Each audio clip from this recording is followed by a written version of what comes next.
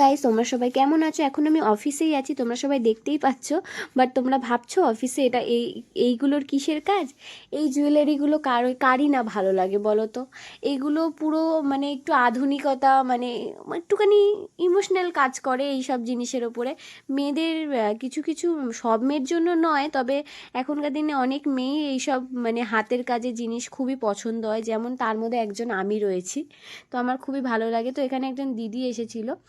আর সত্যি বলতে নিজের কাজের জায়গায় একটা প্রফেশন আলাদা, বাট এই সব জিনিস যদি আসে তো মাঝে মাঝে অবভিয়াসলি দেখতে তো ভালো লাগেই, তো কিনতেও ভালো লাগে। যেমন দেখতে ভালো লাগে তেমন কিনতে ভালো লাগলে, যদি তোমাদের যদি ভালো লাগে তো তোমরাও জানিও। তোমরা আমার সাথে আমাকে মেসেজ করতে পারো, আমার কোনো প্রবলেম নেই।